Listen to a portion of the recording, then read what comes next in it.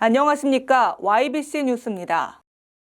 경기도는 제13호 태풍 링링이 북상함에 따라 재난안전대책본부를 가동해 비상근무에 들어갔습니다. 태풍 피해 최소화를 위한 행동 요령 준수를 당부했습니다. 지난 5일 경기도와 화성, 평택, 오산, 이천, 안성, 여주 등 경기 남부 권역 6개 시가 미세먼지 공동 대응을 위해 손을 맞잡았습니다. 경기도청은 제13호 태풍 링링이 북상함에 따라 재난안전대책본부를 가동해 비상근무에 들어갔습니다. 6일 도에 따르면 경기도 전역이 태풍의 위험반원에 들어가 강풍으로 인한 피해가 더욱 우려되는 상황이라고 설명했습니다. 이에 경기도 재난안전대책본부는 태풍 피해를 최소화하기 위해 행동 요령을 반드시 준수해야 한다고 밝혔습니다. 먼저 기상특보 상황을 계속 확인하고 창문을 단단히 고정하는 등 가옥의 안전 상태를 점검해야 합니다. 또한 가능한 외부 활동을 자제하고 방파제나 부둣가, 하천변 등 위험한 곳에 가지 말아야 한다고 강조했습니다. 갑자기 침수, 고립됐을 때는 119에 신고하고 건물 옥상이나 높은 지대로 올라가 구조 요청을 해야 한다고 덧붙였습니다. 한편 태풍 시 행동 요령은 재난안전관리본부에서 제공하는 안전 디딤돌 앱 또는 행정안전부 누리집을 통해 자세히 볼 수 있습니다.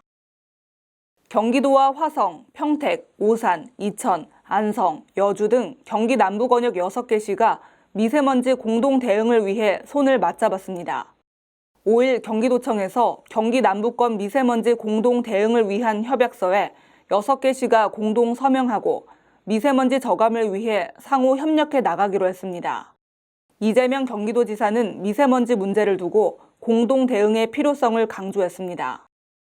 기초지방정부, 광역지방정부, 또 단일 국가 단위의 대책만으로는 결국 한계가 있을 수밖에 없다는 생각이 듭니다.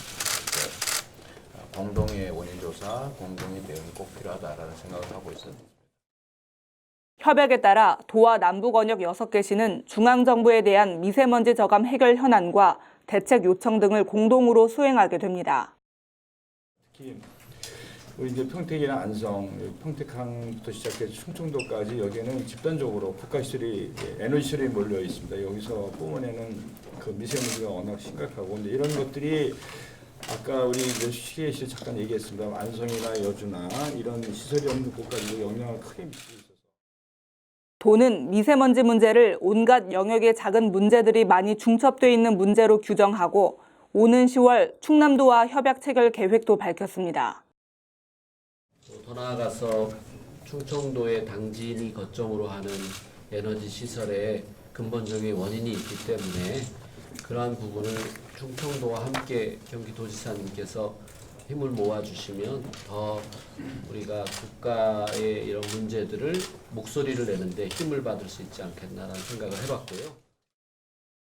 한편 도는 지난해 10월 새로워진 경기도 미세먼지 저감 종합 대책을 통해 미세먼지 농도를 27 마이크로그램에서 오는 2022년까지 18 마이크로그램까지 33% 줄인다는 계획을 발표한 바 있습니다.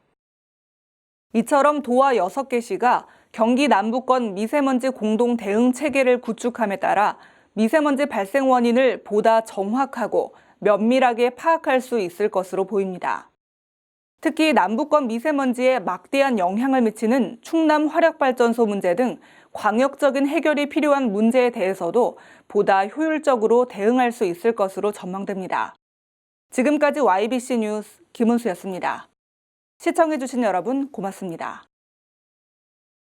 지금 평택의 새로운 시대가 열립니다.